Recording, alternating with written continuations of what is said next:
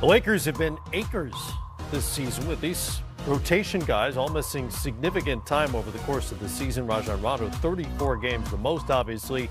LeBron James, 15 and counting, the most significant to this point.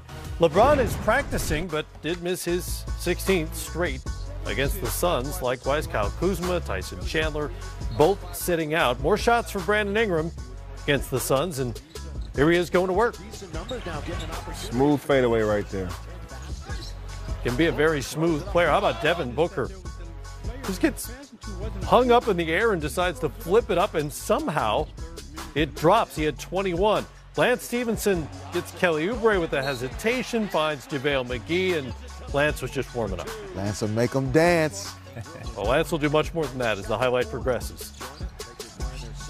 Ingram, a hesitation of his own, and finishes with the left. Josh Hart. Ooh, I didn't know he had bounce like that. It's a 14-point lead. Rondo. Oh, that's, wow. Haven't seen that from Rondo. Ooh. This is Michael Jordan-esque. 8 points and 11 assists. It was a 17-point lead at that point, 12 at the half. Third quarter, Rondo fakes behind the back, finds Ingram, who had 22 on the night. Ivica Zubac, he had a night. Career high 16 rebounds to go with his 24 points. All right, now's the Lance portion of the highlight. Here we go. Lance with the jelly roll. And then Lance in one corner. We're soloing. And then it's like an Eddie Van Halen concert. Look away. Broke out at Staples. The look away, the solo, 17 points. Lance. 116-102. Phoenix has lost 8 in a row, 15 of their last 17. The Lakers improved to 6-10 since LeBron went down with that groin injury. Ingram with 22, as we mentioned a moment ago. He's averaged a little over 18 a game during this stretch. What have we learned about Brandon Ingram since he and some of the other young Lakers have had kind of an offensive freedom they might not otherwise have when LeBron's on the floor? Well, I think for Brandon Ingram, we've learned what we knew, that he's better with the basketball in his hands than without. And so as LeBron starts to work his way back into the lineup, we'll see Ingram continue to develop. How can he play with and without the ball boost? Yeah, I mean, I really like what Ingram's able to do. Obviously, a great scorer, go inside and go outside. But what I like is when he's playing the point forward and making plays for his teammates. You see right there with a great pull-up jump shot. He has a lot of skills, great length. Obviously, defensively can switch and guard multiple positions. But this corner three, if he can get that percentage to go up a little bit more, it makes the Lakers so much more dangerous when LeBron does come back. Right. All these guys, Kuzma, Ingram, even Lonzo Ball, if they can get that three-point shot working, they can be more effective come playoff time. And it sounds more and more like LeBron is getting close to coming back. Maybe we'll see him Tuesday night, maybe later this week. We don't really know. But how easy a transition will this be for his teammates once he's back out there?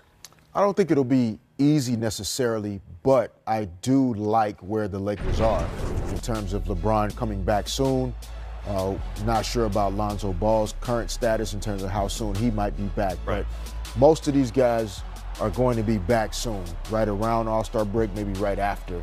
And I like where the Lakers are in terms of getting healthy and having the opportunity to play their best basketball at the right time. Nobody in the Western Conference is going to run away from them, even if they stumble a little bit leading into the break. This is not a team you'll want to play, if they end up around 6 seed, even if they slide up to 5.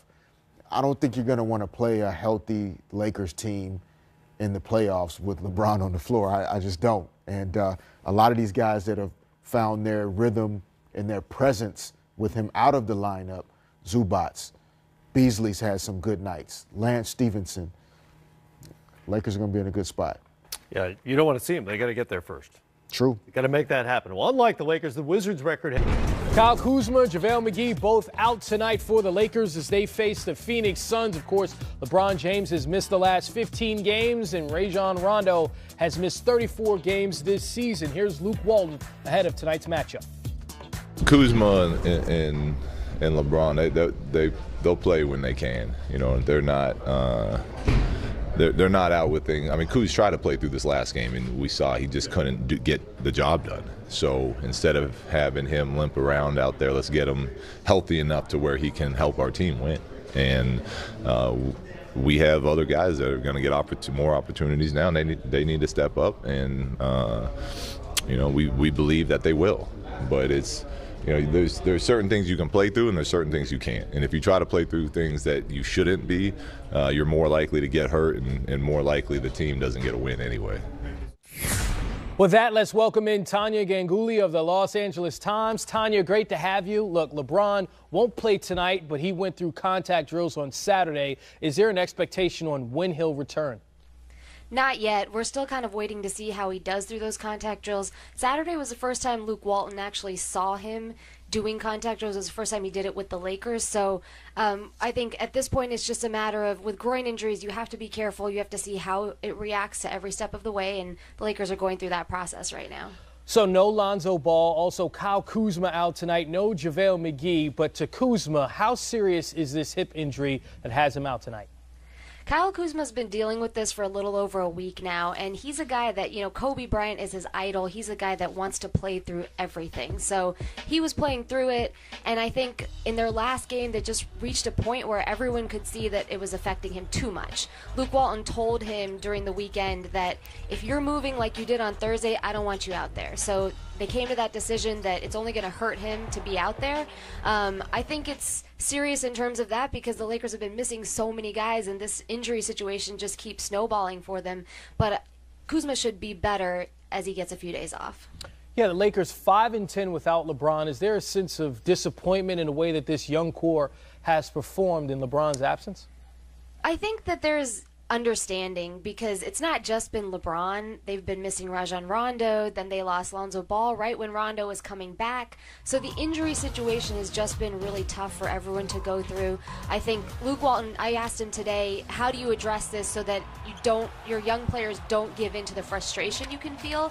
And he said that you address it, you talk about it, you make sure they're aware that this is something that can happen, and hopefully they can get themselves past that. But it's just been so tough. I mean, not just LeBron, which is a huge injury to have, but they've had so many other pieces missing, and today with Kyle Kuzma missing, that's going to be a significant dent to their firepower. Certainly, it'll be interesting to see how the Lakers play tonight, and everyone's awaiting LeBron James' return. Tanya Ganguli from the LA Times, appreciate your time. Thank you. No problem. Hasn't just had a really good month. He's had one for the record books. Historic, 43 points, 8 assists a game, 22 straight games with over 30 points. Only Wilt Chamberlain has had a longer streak. So when you see these numbers on your screen, the first and most obvious question, Chris Paul back in the lineup, how will he affect this historic run that James Harden is on?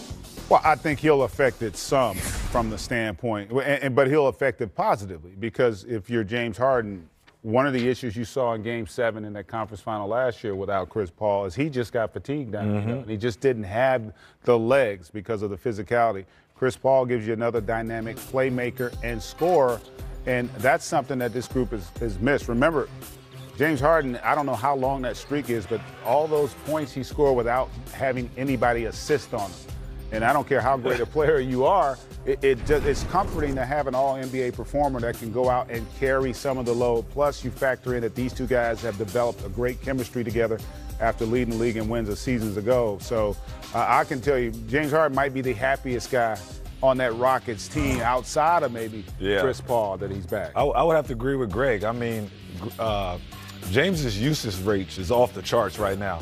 I mean, when he's on the floor, they go through him. It's not like when he gives up the ball, he's actually making cuts, UCLA cuts, coming off pin downs to get wide open opportunities. Every team in the league knows exactly what they're going to run, and that's going to give him the ball, put him in multiple pick and rolls, put him in an ISO situation. Now you add Chris Paul back to the mix. Now he can get a breather, especially playing off the ball, and he can get some time, on the bench. But I think Chris Paul is not going to do anything but help this ball club. It's definitely going to help him. Now you bring another leader out on the floor, another pit bull, a guy that can defend and lead the team, and now James can go pretty much in scoring mode, and it doesn't always have to be a vocal leader out on the floor. Well, the Rockets are also a different team since Chris Paul was injured on December 20th. And by that, I mean new personnel. Just look at the new faces on this roster. Austin Rivers now in the mix in the backcourt. Kenneth Faried now in the rotation in the front court. Clint Capella out the next month as well.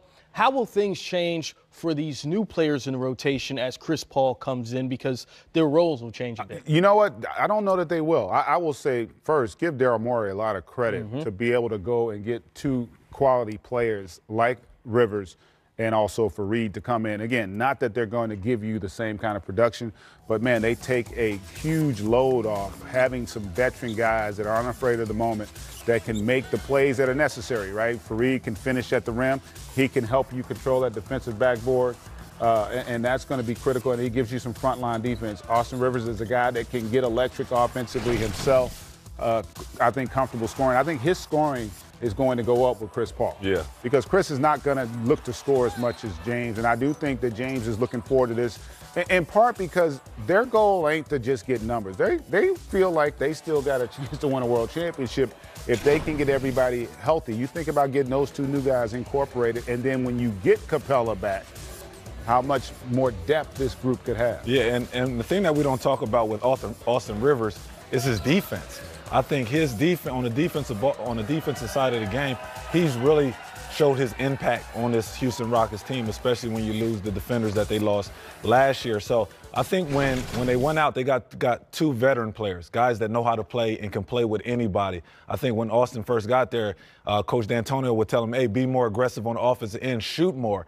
And he didn't really understand that until now, and understands that, hey, you know what, D'Antonio gives his players the freedom to go out there and make plays. And Faried has been a big-time plus just from the energy levels, putting him in pick-and-roll situations with James Harden. He's diving to the basket. He's athletic. He can finish at the rim. So both guys is a huge plus for this team. You mentioned Kenneth Faried, and GA, when you look at the past two seasons for him, he's just 29, but he only played 44 games combined in the previous two seasons. Why were his situations keeping him off the court when he was healthy? Well, I think first and foremost, look at the guys that's playing in front of him. You know, they went out and got that guy Jokic. Remember, they had also drafted Nurkic. So and had Millsap. And Millsap and that they brought in. So, in essence, he had kind of – and I think it made sense for them because when you look at the evolution of the game and how things have changed, Faried's kind of an old-school player, right? He's much more of a physical guy. You know, he's not a high-skill guy. He's more of a high-motor guy. And I don't know that the motor was as high as it needed to be at that point. But I think a lot of times when you see it happen in the league a lot where a guy, you fall out of favor, but you get a second chance. And I think if you're Kenneth Faried, this is an opportunity. And, I mean, he didn't just get a second team chance. This guy got to go play with two of the very best players in the league, a team that has championship aspirations. So that in and of itself is going to motivate him as well to play some of his best basketball. And you saw in his last outing when he went out and had that monster game. And when you look at the Rockets completely, because Kenneth Faried seems like a great addition to that team, as far as their chemistry is concerned, when you bring Chris Paul back into the lineup, he's a guy like James Harden, is going to assist and help other guys get baskets. How does that change their dynamic? I mean, 12-5 in their last 17. Well, he fits. I mean, Chris Paul is probably one of the smartest players that we have in our game, and he's a great leader. He understands, okay, when he comes back, he's not going to try to overdo it. Coach D'Antonio is not going to come out and say, all right, Chris, we need you to play 40 minutes. They understand that, hey, you know what, he went out with an injury last year in the playoffs, and, hey, when you're dealing with a hamstring, you got to be very, very careful. So Chris knows, he sees that James Harden has been on fire the last, 20-something games, scoring over 30 points. So he understands who he has to get the ball to. The problem is, hey, he needs to understand that he don't got to do too much. But I think he's smart enough to know that. Certainly Chris Paul, a cerebral player in the NBA, if there ever was one. Russell Westbrook and the OKC Thunder facing the Milwaukee Bucks. And at the end of the first half, Westbrook goes down and is limping towards the locker room. So we'll try to keep you abreast of that situation. They just went into halftime. Take another look. Looks like a collision with Giannis Antetokounmpo, and Russell Westbrook went down and limped into the locker room. Highlights coming up on the other side of this break. The Kings and Clippers, they played in the matinee, and so did the Cavs and Bulls. Both teams looking to get back to some winning ways, having tough seasons. That's up next. You're watching Game Time Live.